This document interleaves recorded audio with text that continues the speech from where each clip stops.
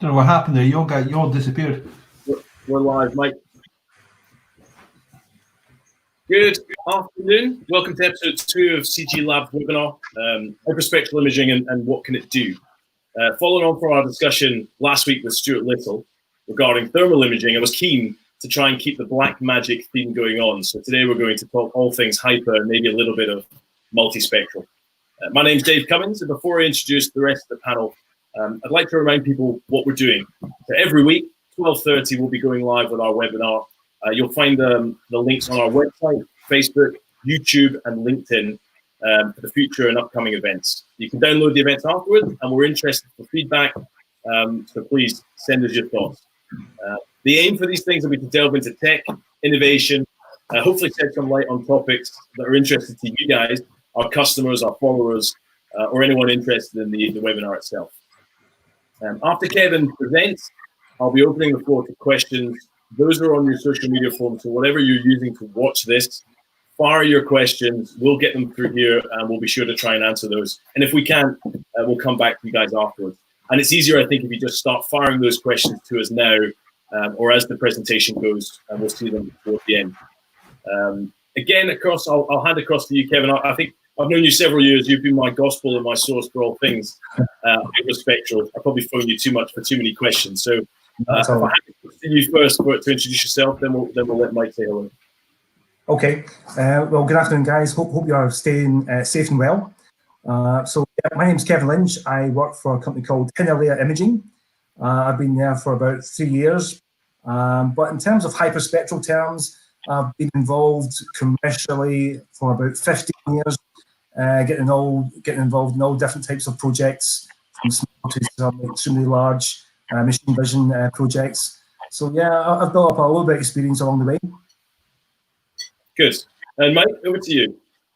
Afternoon, folks. My name is Mike Hibbard, Services and Middle East Manager for CG Labs. Been with the company since 2017 and responsible for drone operations in the UK, Norway, and the Middle East, together with a bit of business development and some other bits and pieces. Brilliant, thanks. And as always, the aim is to get these in your lunch hour, so no more than 30 minutes. So what we'll do, Kevin, I'll hand straight across to you for your presentation. I'll bring it up as soon as you're ready. Yeah, okay. So here we go, and so hopefully that should be on the screen now. That is. Okay, perfect. Well, thank you for giving me this opportunity to talk about hyperspectral imaging. Albeit that I've got some limited time resources here, so I've tried to narrow the 100 slides or so down to 10. You'll be pleased to hear. So just a very brief company overview before we get started into hyperspectral imaging and what it can do. So Hinalea Imaging, we're actually a division of TruTag Technologies. TruTag actually have their head offices in Hawaii. So if you ever want to come over and do an audit, fantastic place to do an audit. And what these guys do, we actually manufacture covert edible optical barcodes. It sounds very fancy, but these are very unique optical barcodes which we can put onto, you see an image of our pharmaceutical tablet. So we can put them across a tablet, and then we can read it with a hyperspectral sensor, or sometimes we can actually use our new mobile phone app, and we can detect to see if this product is authentic or counterfeit. So these are real live applications, and sort of really with going into a very growing market. So we founded back in 2011. We've got about 40 employees now, and we decided back in April 2018 to form a new business unit. Because we're using hyperspectral systems in our normal day-to-day processes, we decided to make our own because we found this new technology. We patented it, and we decided to manufacture as well as be big users of it. So we formed Hinalea Imaging. Our main offices are working out of Emeryville, California. So we actually look across the Bay Bridge to downtown San Francisco. So again, a very nice place to come and do an audit if you ever want to come over. So in a very short space of time from making these products, we actually won the Prism Award at Photonics West for the most innovative camera and imager in a very short space of time. So over in Emeryville, we do all the camera development, all the systems engineering, and all the software development. And we have a commercial team going across the globe. I currently look after Europe and Asia, selling direct and working through distributors, and also helping out North America at the same time. So where did Hinalea Imaging name come from? Just to get that out of the road, just in case, because it is a kind of a unique name. So here we go, Hinalea Imaging. So because we're origins are from Hawaii, this is a fish. You could call it a multispectral fish or a hyperspectral fish that's unique to the Hawaiian Islands, and that's why we decided to keep our roots from Hawaii and have a name Hinalea. So moving on to hyperspectral imaging and what it can do, what it is. So I'll try, because I don't want to go too much in depth because I'll be here forever if I was. I'm not going to go too much into the physics of it. So there might be some gaps, so maybe leave them to the questions at the end, or perhaps just sort of contact Dave or myself if you have any further questions on what hyperspectral imaging can do. So let's take it from the very start. Hyperspectral imaging originally started by NASA almost 30 years ago. They started to put hyperspectral sensors onto satellites, moving it onto manned aircraft. But what can hyperspectral imaging do? What is it? So it's really what we're doing is we're taking like standard imaging, RGB cameras or CCD cameras or scientific CMOS cameras, and we're combining that with spectroscopy. So what's spectroscopy? Spectroscopy is the study of how light interacts with materials. So what that would mean is that we were looking at the light that's been reflected back from a certain material, and then we're capturing that through our camera. We're dispersing that light up, capture it onto the camera, and that gives us a very nice spectrograph. You'll see at the bottom picture there on the right-hand side. So the main objective of hyperspectral imaging is really to take the spectrum for each pixel in the image of that scene with a purpose of finding objects, identifying materials, or even detecting processes. So if we see the image on the left-hand side, we've got a nice scene. This is looking down from an aircraft of a riverbed. And what we can do is we can click on a pixel here, and that then moves across until we get a nice spectral signature. And you'll see this on the right-hand side. So we get a very nice spectral feature. And this is good or unique because most materials have their own unique spectral signatures or fingerprints. And this is very much a game changer because it's non-invasive, non-destructive. So we're not interfering with any of the sample's results. And we get a very clear picture with a nice spectral signature. And as I said, all materials have their own unique spectral signatures or profile or fingerprints. And because we're working in the electromagnetic spectrum, the human being tends to see in the sort of the visible spectrum. As you can see here on the top diagram, the human eye can see between 400 and 700 nanometers. But that's made of RGB, so sort of red, green, blue. So that's what gives us the color. But we just see a picture. We can't really, the human eye can't see a single pixel, whereas hyperspectral imaging can. We can go down to pixel level, and behind that pixel, we get the full spectrum. So at the bottom table, I've now sort of broke it down into the UV, which tends to be from 200 to 400 nanometers, the Wiener region, which tends to be the range that Hinalea work in, and also with the SWIR region, so going from 400 up to 1700 nanometers. And the main reason that we work in that is the most common wavelength region to work in. As you can see why, I put some dollar signs underneath to give some indicative pricing. So this tends to be like the more lower cost price. So it tends to be more affordable for our customers. But having said that, we can then go into the extended SWIR, which is going up to 2.5 microns. then going into more the far end, like the medium wave, then into the long wave. Long wave, then you're talking about $1 million plus, so that's why there's all those little dollar signs there, because it's a very expensive sensor. But then we were looking at the different aspects of that electromagnetic spectrum, and as I said, different materials give out different spectral signatures. So again, it really depends. Usually the long wave tends to be more for the military because they've got deeper pockets and they want to see maybe perhaps more gases, that type of thing, and that's what the long wave region can actually do. So we've talked about the sort of some of the hardware, but if we talk about what does the hyperspectral imaging give out, and that's really the software, the data that we collect.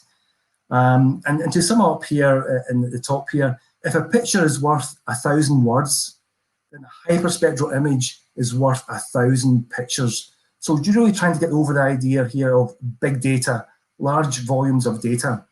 And it tends to be like these data cubes, as we call them data cubes, they're composed of like stacked images of the same scene at adjacent wavelengths. So hopefully the picture on the right-hand side here will give you an idea of what the depth that we can go into. And again, we can go into pixel level, we can go into pixel detail, pressing the pixel, and we get all that data behind the pixel. So the first two dimensions are spatial, so that's giving you the X and Y axis, and the third dimension, the Z axis, is the wavelength. And one single data cube can represent many gigabits of data, or bytes of data. So this will give you an extremely rich source of information. So we're really getting a lot of information across here. And that's why a typical image, a hyperspectral image, is about maybe between 2 to 5 gigs of data. Really depending on how many spectral bands you're using and also how large the image you're looking at. So some of the typical applications, so the picture we've got here is a Hinalea Imaging camera looking down at some potato chips in a factory. So this is all part of like the food aspect, looking at quality control in the production. And we just want to make sure we're trying to detect, is there any foreign objects within that production environment? And hyperspectral imaging can easily identify that by running the software and running some classifying software that can easily identify materials in that image that shouldn't be there. So as well as at the food industry, we also can look at the healthcare and pharmaceutical industry. I mentioned TruTag and what we can do. So in terms of counterfeit detection, in conjunction with the TruTag particles, we can look at that. But also we can look at skin cancer. We can look at bruising on the skin, which is very important for research. Then we can go into color measurement. So looking at art analysis, restoration. So if you've got a painting by one of these famous painters and you want to try and restore that, then we can use hyperspectral imaging to try and get the exact color, the exact pixel color on the spectrum and clearly match that up to the painting. And that's why hyperspectral imaging is very important in the art restoration market. Then moving on to waste recycling. Plastic sorting of plastics is very important. So we go all different colors of plastics, all different materials of plastics. Visually they look the same, but when you look at the material, they're all different types of materials. So using perhaps maybe shortwave infrared or the extended shortwave infrared, we can then start to sort plastics. But also we have black plastics. So if you want to sort black plastics, then you'd have to go into the midwave infrared. But then again, that comes at a different price point, so you need to be very careful of what type of budget you have available.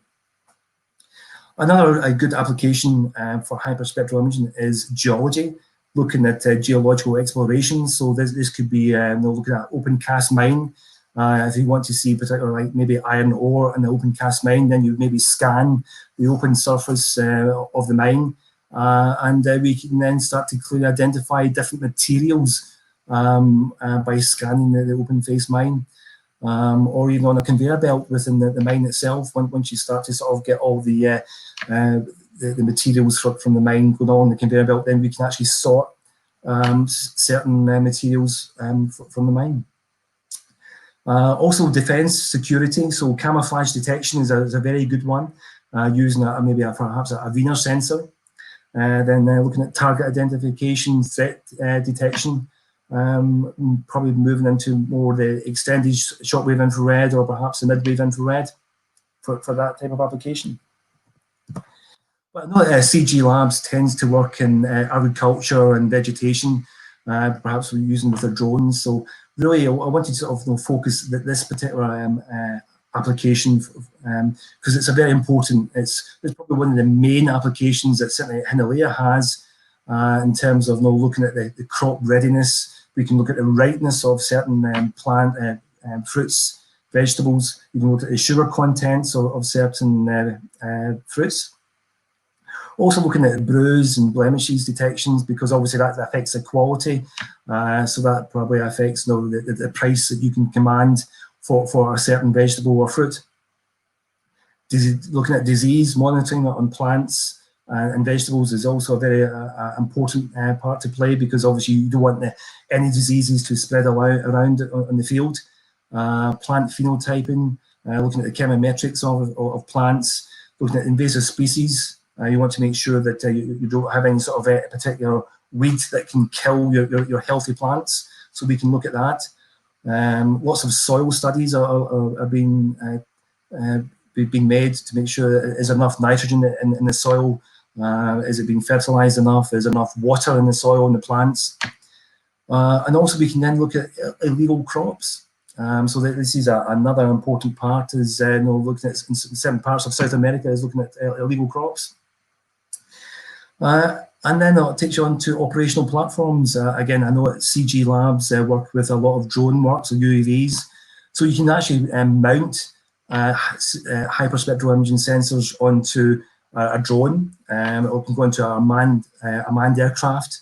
Or if you just want to be on the ground base, then you can put it onto a tripod, then work it from a portable battery, or then take it into a laboratory and do the same, all with the same sensor.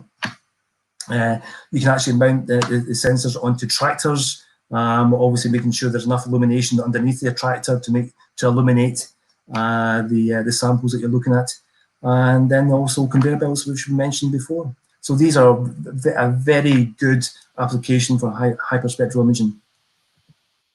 So I know there's been some sort of confusion over multispectral and hyperspectral. So the essence of it is multispectral, we're looking at tens of spectral bands. Hyperspectral, we're looking at hundreds of spectral bands. And where that's different is that the amount of data is collected. The less spectral bands you have, the less data that you collect. The more spectral bands, the more wealth of information you're collecting, the more, if you've got hundreds of spectral bands, then you're obviously collecting a lot more data. And hopefully the diagram on the right-hand side there will show you just how much data you actually collect there. And with multispectral, it's also becoming very important, because with you reducing the amount of spectral bands, it just means you can go faster, you can collect faster, and you can get up to real-time video rates. And the next slide, I'll show you what I mean. So where hyperspectral meets multispectral, and Hinalea has been working quite hard on this in the last couple of months, is that we can now customize the number of bands to make it real-time imaging. So we can now go from 300 spectral bands to about 10 spectral bands. And I'll there's a video here, so hopefully this will start to work. So we've got some shrubs here, which will come up in green. But where you see the red, that's where the plant is under stress. So we've added a classification software, which is very easy to do. And so then if I start to hopefully get this to work, you'll see the image now start to move. So the green is good, the healthy plant, but when you see the red, that's where we've applied our classification software, which means that plant is under stress. It needs more perhaps fertilizer, it needs certainly more water. And by doing real-time imaging, it really gives us acquire, analysis, and more importantly, action. We can take action quickly. We don't have to wade through all that amount of data, and we can action and perhaps with this plant, give it more water or fertilizer to make sure it becomes a very healthy plant. That's why hyperspectral is important. So I know it was quite a big overview there, but hopefully we've got some questions that we can maybe sort of fill in those gaps. Back to you then, Dave. Absolutely. Thanks very much. And if a head office in Hawaii and San Francisco wasn't reason to know you, I don't know what is. Exactly. Before we jump into the questions, the counterfeit detection, because again, I know a fair amount about hyperspectral, and I'm glad you cleared up the hypermulti because that's been one of my bugbears for years. But I'd never heard of this until you told me about it recently. So, I mean, maybe could you just sort of fill that in, give us a bit more detail? Yeah, so as I said, the main difference is really the number of spectral bands. So hyperspectral, hyper being like hundreds, and multi is like you've got maybe, let's say, 5, 10, or 15 spectral bands. So you're just collecting less data. But as I said, that last video that I showed you, that was a multispectral video used on that. But we used our own hyperspectral camera because we're using special software to be able to collect that. So it just means it allows us, because the most important thing is you need to know what you're looking for. You need to know what type of spectral region you want to look at. And once you know that, then you can move from hyperspectral to multispectral, because then you don't need to gather all that data. You know what you're looking for. Then that just means you can speed up that process, and then you can start to use the real-time video. So we'll go with this. The first time we've done this, we'll go to the questions on social media. Yeah, okay. It says, can hyperspectral imaging help with COVID? So I guess in these times, it's probably... Okay, yeah, very good question. I can only sort of go with, certainly Hinalea in the last couple of weeks has been working with some national health institutes in the USA.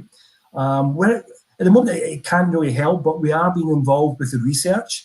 Now, I only found this out quite recently that one of the side effects of COVID is that you actually get a rash on the skin. So some of the researchers want to sort of try and correlate this rash to sort of like severely ill people with COVID, and just how that sort of correlation takes place, and that with hyperspectral imaging. So that's one of the projects, and I think we're going to be announcing that next month in a press release. Good. Another one, this is a fairly long question, comes in from Carl. Oh, okay, yeah. And actually, it's interesting for two sides, because you mentioned needing to know what you're looking for. So, I mean, Carl asked, clearly hyperspectral and spectrum cameras are specialized, but when it comes to processing those images and spectral images, I'd imagine you guys use specialized processing software. What does it look like? But can it be processed in Photoshop, MATLAB? And I find that interesting for two reasons. One, because visualization of data to the customer for us is key. It's something we're working on all the time. Yes. And hyperspectral, how does it work? And you mentioned needing to know what you're looking for. Maybe you can add a bit more context to that as well. Yeah, okay, certainly. So, yeah, in terms of our software, so obviously we have to acquire those images. So we've got our own software that helps us acquire the image. Then it's so most hyperspectral images or cameras have their output is NV header files, and this is like industry standard software. So then from there you can start to I know you mentioned Spectrum. Spectrum is one of the many manufacturers out there. So there's other manufacturers as well, and it's just everyone's trying to use sort of available off the shelf software to be able to sort of like look at the software and be able to analyze it quickly. You mentioned MATLAB, so yeah, you can actually sort of, with the help of an SDK, you can then start to build up your own software program as well using MATLAB, so you can do that with their software as well. So there's a whole range of software suites out there. Some you have to pay for, some are free of charge. Some of the free of charge ones are pretty good, especially when you've got a tight budget to work on. Good. And then before, I'm sure Mike's got a few questions. Before we jump to that, so we've got one last one on the social. It says, what's the future of hyperspectral? And I guess tally that with, hopefully we've got drone users watching this. What's the next application? We're always looking for, we're talking about Rust, Yeah. we're talking about steel frameworks. Where should people be looking to use hyperspectral as we move forward? Oh man, it's another good question, because maybe I mentioned a selection of applications today, and that's just a very small selection. Otherwise, I would spend all day talking about different applications. For me, what's really important is like sort of precision agriculture. The environment is very important, because if we don't take care of the environment, then it's after being in lockdown, you need to enjoy the environment. You need to know, enjoy what's around us. So we've got to look after that for generations to come. So hopefully hyperspectral imaging can give us more information about what can we do better, how can we reduce pollution and how can we detect pollution. Certainly for the food chain, we need to preserve the food chain as well. So having good quality crops, healthy crops, I would say it's very important, especially when we saw these long food queues in the last few weeks. People they want to preserve themselves, so they need to know that the food chain is protected and that we are looking after that. So one of the ways that by investing more in hyperspectral, more in the platform, such as the drones. Drones are getting smaller, so our cameras need to get smaller as well. And because we collect a lot of data, we also have to have a computer, a small computer, to store all that data as well. So all these advances are going to come, and hopefully the price of the sensors will come down as well. That's always been the big bugbear, is that the price of hyperspectral is very expensive. You saw on maybe the second or third slide that I had, is that long wave infrared sensors, like they're $1 million plus, and that's why we've always customers are kept to the Vienna region, because it's a more competitive price. It's a much lower price point. Yeah. Mike, did you have any questions? Oh, seem to. He's a pro at this as well. He's done far. Yeah, I know. I don't normally mute the mic. That's the first. A question about jumping back to agriculture, and you mentioned being able to do the analysis in real time. I've had a few friends of mine who are agricultural contractors. When we've been talking about multispectral analysis, they've always linked the capturing of the data back to solutions to deal with the problem. So let's take, for example, lack of nitrogen. Is the process now short enough? From you talked about you mentioned about having a sensor on a tractor, for example. Is the process short enough that you could have the sensor located at the front of the tractor, connected in through the tractor's GPS and spraying systems, so that if you had a nitrogen-based fertilizer or solution in the tank at the back, that the sprayer can literally be turned on and off as the tractor progressed around the field? Obviously, one of the key areas in agriculture is cutting down the costs of excess spray and excess chemicals. Yeah, excellent question, and it's. I would say short answer is, in theory, yes, but obviously we're collecting a lot of data there, and there's a few sort of challenges there of getting all the information collected, then analysed very quickly. So, as I mentioned, you need to know what you're looking for, what type of spectral bands you're looking for, what type of results you're expecting to get. Put that into your software algorithm. Then I think it's really getting strong software and really knowing what you're looking for and be able to give you that instantaneous data. Obviously, yeah, you can do it, but you probably need a little bit of research first of all to be able to do that. But yes, the answer is yes, you can do that. Okay, thanks. And gents, that is our time. So Kevin, for those who watch this afterwards and want to get in touch with you, what's the best way to reach out? Well, for me, it's you can contact me through LinkedIn. So you just look up Kevin Lynch, Hinalea Imaging on LinkedIn, and most of my contact details are on there. Or even just contact yourself, and you know how to get me.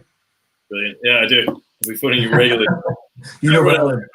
Exactly. For everyone else, thanks very much for tuning in again. If you're watching this afterwards and you've got questions, fire them through to us. Next week, so that's Wednesday the 3rd, 12:30, we're going to be looking at the Internet of Things. Everyone's talking about it, a bit of a buzz. We've got lots of work we've been doing in it. I love the area, so we're gonna spend 30 minutes of the lunchtime looking at the Internet of Things. Until then, thanks very much and stay safe. Gents. Yeah, thanks everyone. Thanks Mike. Thanks Dave. Bye now. Bye.